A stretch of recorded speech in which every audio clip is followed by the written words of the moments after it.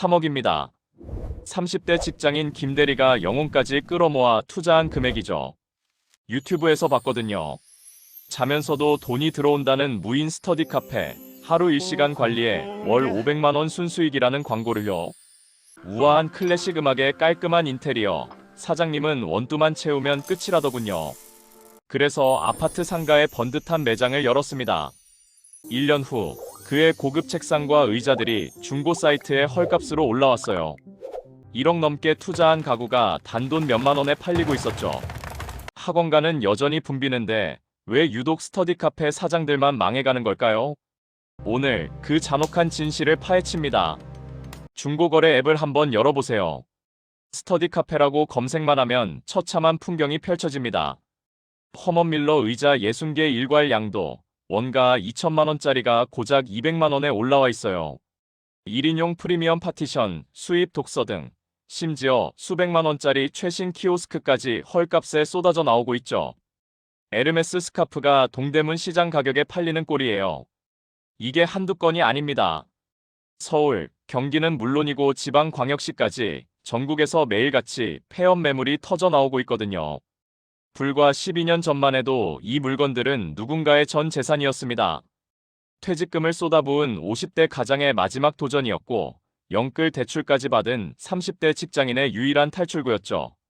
새벽까지 인테리어 도면을 고민하며 꿈을 담아 샀던 가구들이 이제는 하루빨리 치워야 할 짐덩이가 되어버린 겁니다. 정말 이상한 건 따로 있어요. 대한민국의 교육열은 지금도 여전히 미쳤거든요. 학원가는 오늘도 북적이고 카페마다 노트북 펴고 공부하는 사람들로 빼곡합니다. 도서관 열람실은 새벽 5시부터 줄을 서야 겨우 자리를 잡을 수 있고요. 취업 준비생, 공무원 시험 준비생, 각종 자격증 수험생까지 공부할 조용한 공간이 필요한 사람은 해마다 늘어나고 있어요. 수요는 분명히 존재한다는 겁니다. 근데 왜 유독 스터디 카페 사장님들만 처참하게 쓰러지고 있는 걸까요? 카공족은 거리에 넘쳐나는데 정작 그들을 위한 공간을 만든 사람들은 빚더미 위에 앉아 있어요. 뭔가 이 구조 자체가 심각하게 잘못된 거죠. 겉으로 보면 완벽한 비즈니스 모델 같았는데 그 세련된 인테리어 뒤에는 자영업자들의 피눈물이 숨겨져 있었습니다. 여러분, 혹시 옛날 독서실 기억나세요? 좁디 좁은 칸막이 책상에 누런 형광등 불빛, 옆자리 사람 숨소리까지 고스란히 들리던 그 공간 말이에요. 총무 아저씨가 시도 때도 없이 순찰 돌면서 졸면 어깨 톡톡 치고 과자 봉지 바스락거리면 눈 부라리던 그 시절이요. 저는 그걸 토끼굴이라고 불렀어요. 환기도 안 되는 지하 공간에서 숨막히게 공부하던 기억, 다들 하나쯤은 있잖아요. 그래서 2010년대 중반부터 변화가 시작됐습니다.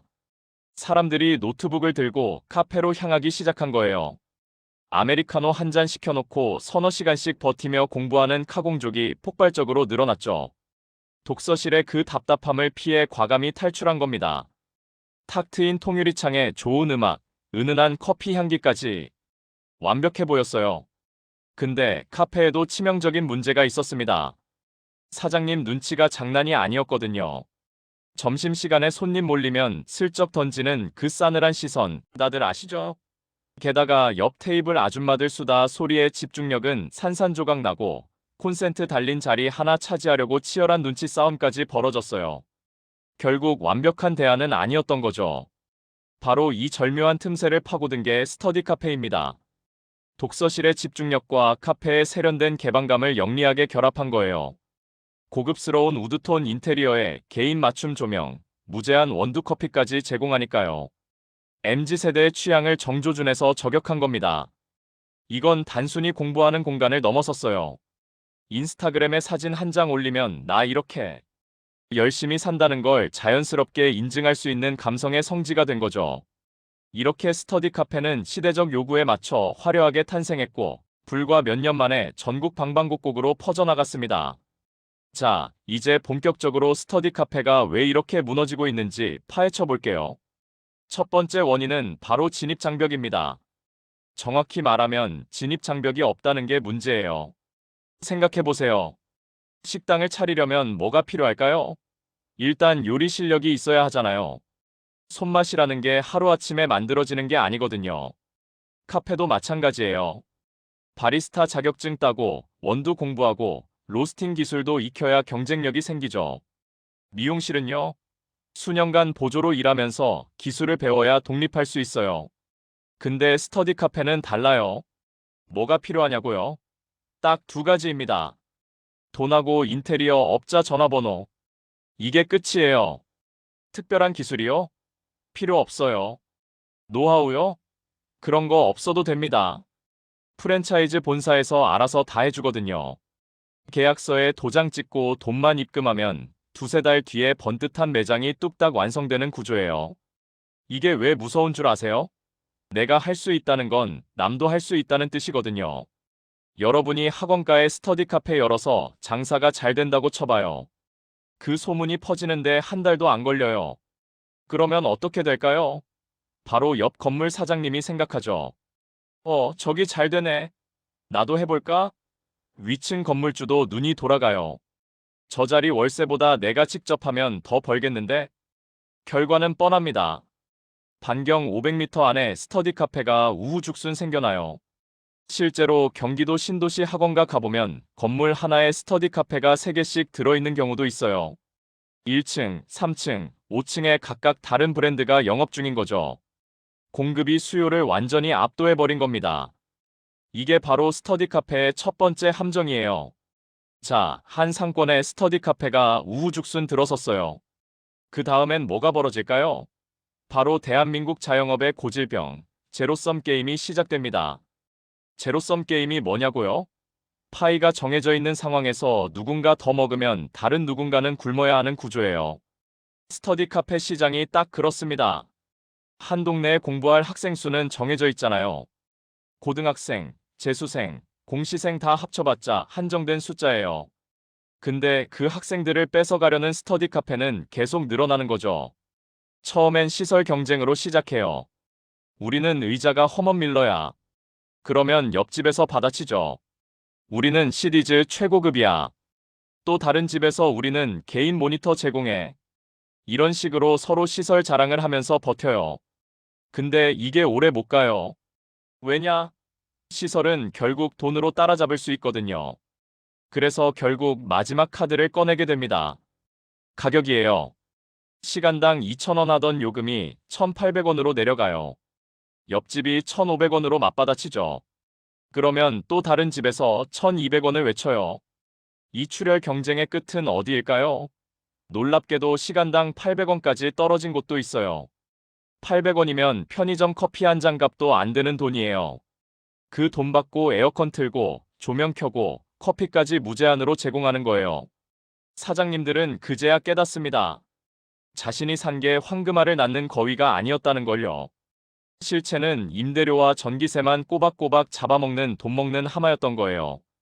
투자금 3억 회수는커녕 매달 통장에서 빠져나가는 적자를 걱정하며 잠 못 이루는 밤이 시작된 겁니다. 자, 이제 진짜 적나라한 숫자 얘기를 해볼게요. 스터디 카페 사장님들이 가장 충격받는 부분이 바로 이겁니다. 매출과 순수익의 처참한 괴리예요. 70평짜리 매장을 예로 들어볼게요. 좌석 60개를 깔았다고 쳐요. 기적적으로 매일 만석이 된다고 가정해봅시다. 시간당 1,500원, 평균 체류 시간 4시간으로 계산하면 하루 매출이 36만 원이에요. 한 달이면 대략 1,000만 원 정도 찍히죠. 어때요? 꽤 괜찮아 보이나요? 이제 지출을 빼볼게요. 임대료가 먼저 나갑니다. 학원가 상권 70평이면 월 300만 원은 기본이에요. 관리비 50만 원, 전기세 100만 원, 인터넷이랑 정수기 렌탈비 30만 원. 프랜차이즈면 로열티도 내야 해요. 매출의 5%니까 50만 원이죠. 원두랑 음료 재료비 40만 원, 소모품비 20만 원. 여기에 카드 수수료까지 빼면요. 손에 쥐는 돈이 200만 원이 채 안 돼요. 잠깐, 이건 만석일 때 얘기예요.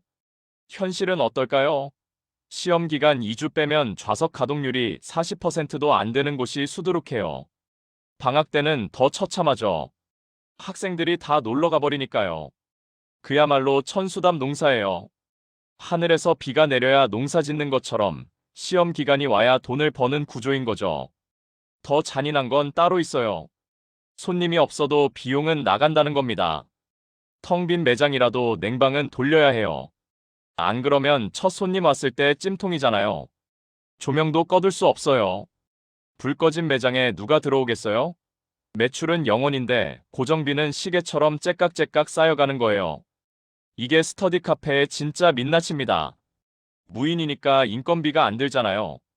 스터디 카페 창업을 권유하는 사람들이 꼭 하는 말이에요. 맞아요. 인건비는 안 들어요. 근데 그 빈자리를 다른 놈들이 채우고 있다는 걸 아셔야 해요. 바로 공공요금이라는 괴물이죠. 학생들이 온도에 얼마나 민감한지 아세요? 여름엔 북극처럼 춥게 해달라고 하고 겨울엔 사우나처럼 덥게 해달라고 해요. 23도로 맞춰놓으면 너무 더워요. 민원이 들어오고 20도로 내리면 춥다고 난리예요. 결국 에어컨을 거의 풀가동으로 돌릴 수밖에 없어요. 24시간 운영하는 매장이면 상황이 더 심각해요. 에어컨은 밤새 돌아가고 대형 냉장고도 쉬지 않죠. 정수기, 공기청정기, 수십 대의 모니터와 컴퓨터까지 전기 먹는 기계들이 줄줄이 플러그에 꽂혀 있어요. 전기세 고지서 받아보면 눈이 튀어나옵니다. 월 100만 원은 우습게 넘기고 한여름엔 150만 원까지 치솟는 매장도 있어요. 설상가상으로 전기요금은 계속 오르고 있잖아요. 지난 2년 사이에 전기료가 얼마나 뛰었는지 아세요? 근데 이용료를 올릴 수 있을까요? 못 올려요. 옆집이 더 싸게 받으니까요. 매출은 그대로인데 비용만 20% 넘게 올라버린 거예요. 가만히 앉아서 수익이 깎여나가는 구조인 거죠.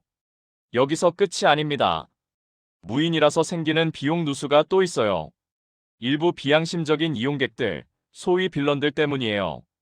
무료로 제공하는 간식을 봉지째 가방에 쓸어 담는 사람, 커피 믹스를 한 움큼씩 집어가는 사람, 심지어 휴지를 통째로 들고 나가는 사람까지 있어요. CCTV로 보고 있어도 막을 수가 없어요. 무인이니까요. 이런 자잘한 손실들이 쌓이면 한 달에 수십만 원이에요. 사장님 속은 새까맣게 타들어가는 거죠. 무인 창업의 가장 달콤한 유혹이 뭘까요? 사장님은 집에서 쉬세요. 알아서 돌아갑니다. 이 말이에요. 스마트폰으로 매출 확인하고 가끔 원두만 채워주면 된다는 환상. 솔직히 저도 혹했을 것 같아요. 근데 현실은요? 24시간 스마트폰에 묶여 사는 족쇄찬 인생이 시작되는 거예요. 실제 스터디 카페 사장님의 하루를 보여드릴게요. 새벽 2시 카카오톡 알림이 울립니다.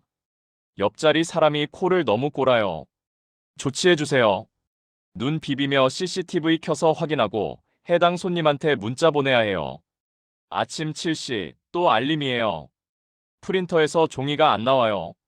원격으로 해결이 안 되면 직접 뛰어가야죠. 점심때 밥 먹다가도 키오스크가 먹통이에요. 연락 오면 숟가락 놓고 달려가야 합니다. 더 골치 아픈 건 빌런 관리예요. 무인이라고 하니까 별의별 사람들이 다 와요. 칸막이 안에서 애정행각 벌이는 커플, 공부는 안 하고 드러누워 숙면 취하는 사람, 음식 시켜서 라면 냄새 진동하게 만드는 손님까지. 이런 사람들을 그냥 두면 어떻게 될까요?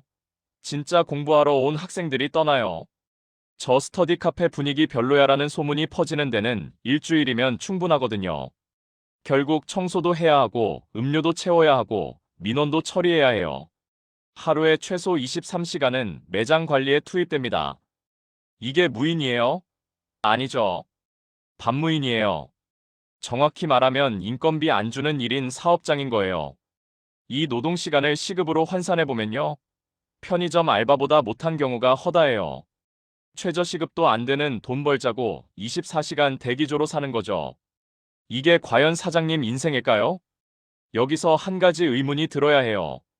스터디 카페가 이렇게 안 되는 장사인데 왜 프랜차이즈 본사들은 계속 가맹점을 모집하는 걸까요?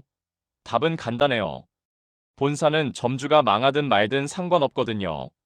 본사의 진짜 수익원은 따로 있으니까요. 프랜차이즈 본사의 주 수입이 뭔지 아세요? 로열티? 아니에요. 바로 인테리어 공사비예요. 가맹점 하나 열 때마다 수천만 원씩 떨어지는 공사 마진이 본사의 핵심 수익이에요. 그러니까 본사 입장에선 점주가 오래 장사하는 것보다 새 점주가 계속 들어오는 게 더 좋은 거예요. 기존 가맹점이 망해도 상관없어요. 어차피 새로운 호구가 줄 서 있으니까요. 그래서 상담할 때 뭐라고 하는지 아세요? 이 상권은 아파트 세대수가 3만이에요. 학생 수만 계산해도 무조건 됩니다. 이런 식의 희망 고문을 해요. 이미 반경 1km 안에 스터디 카페가 5개나 있어도 그런 얘기는 쏙 빼요. 우리 브랜드 인지도면 다 이깁니다라는 근거 없는 자신감만 심어주죠. 인테리어 비용도 장난이 아니에요. 평당 200만 원, 300만 원씩 부르는 곳도 있어요. 70평 매장이면 인테리어만 1억 5천이에요.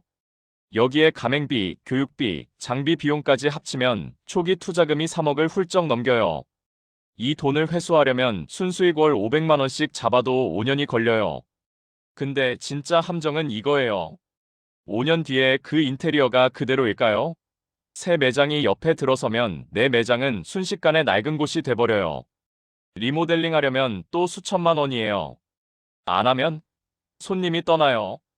이 악순환에서 빠져나올 수가 없는 거죠. 그럼 스터디 카페는 다 망하는 걸까요? 아니에요. 이 레드오션에서도 살아남는 사람들이 있어요. 비결이 뭘까요? 무인이라는 허울을 과감히 벗어던진 거예요. 요즘 뜨고 있는 게 관리형 스터디 카페예요. 일반 스터디 카페랑 뭐가 다르냐고요? 입장할 때 휴대폰을 압수해요. 출결 체크도 하고 공부 태도까지 관리해줘요. 자꾸 졸면 깨워주고 딴짓하면 주의도 줘요. 마치 독학재수 학원처럼 운영하는 거죠. 무인의 정반대로 간 거예요.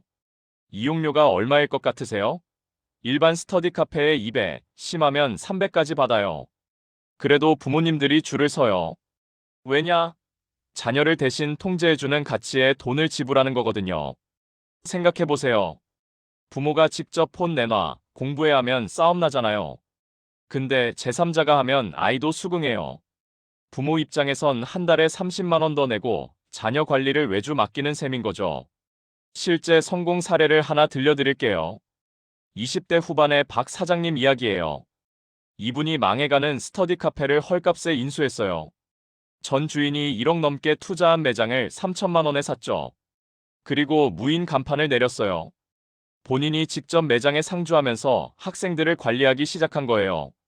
아침 7시 출근, 밤 10시 퇴근. 휴대폰 수거함 만들고 공부 시간표 짜주고 상담까지 해줬어요. 결과요? 월 매출이 900만 원에서 3천만 원으로 뛰었어요. 3배가 넘게 오른 거죠. 비결이 뭐였을까요?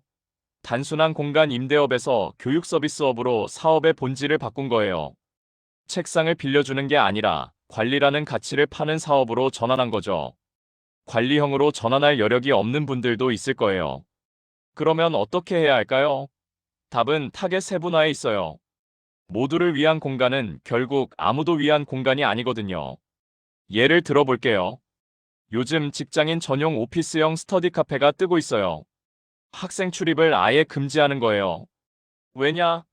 직장인들은 시험 기간에 몰리는 학생들 틈에서 공부하기 싫거든요. 조용히 자기 개발하고 싶은 30대, 40대를 타겟으로 잡는 거죠. 이용료도 더 받을 수 있어요. 성인들은 가격보다 환경에 더 민감하니까요. 반대로 고시생 전용 콘셉트도 있어요. 중고등학생은 받지 않고 성인 수험생만 받는 거예요. 공무원 시험, 로스쿨, 회계사 준비하는 사람들이 타겟이죠. 이런 분들은 1년, 2년씩 장기로 끊어요. 안정적인 고정 수입이 생기는 거예요. 시험 기간에 좌우되는 천수답 사업에서 벗어날 수 있는 거죠. 스터디 카페의 몰락이 주는 교훈은 이 업종에만 해당되는 게 아니에요.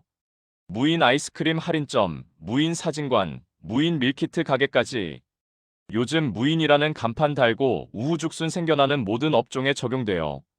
기술이 사람을 대신할 수는 있어도 관리와 정성까지 대신할 수는 없다는 거예요. 이게 자영업의 불변의 진리예요. 결국 살아남는 매장의 공통점이 뭔지 아세요? 화려한 인테리어가 아니에요. 최신식 키오스크도 아니고요. 손님 이름을 기억하는 사장님이에요. 오늘 시험 잘 봤어? 라고 물어봐주는 한마디, 자주 앉는 자리에 미리 조명 밝기 맞춰놓는 디테일. 이런 사소한 것들이 쌓여서 단골이 되고 입소문이 나고 결국 살아남는 매장이 되는 거예요. 창업을 고민하는 분들께 마지막으로 3가지만 기억하라고 말씀드리고 싶어요. 첫째, 돈만 있으면 누구나 할 수 있는 사업은 피하세요. 진입 장벽이 없으면 출혈 경쟁은 필연이에요. 둘째, 무인은 환상이에요. 인건비 대신 당신의 시간과 정신력이 갈려 들어간다는 걸 잊지 마세요. 셋째, 결국 사람이에요. 기계가 대신할 수 없는 건 고객의 마음을 얻는 일이거든요. 스터디 카페의 몰락은 단순한 업종의 위기가 아닙니다. 트렌드에 휩쓸려 본질을 잃어버린 모든 창업에 대한 경고장이에요. 유행을 따라가지 말고 경제의 원리를 읽는 눈을 가지세요. 그게 살아남는 길입니다.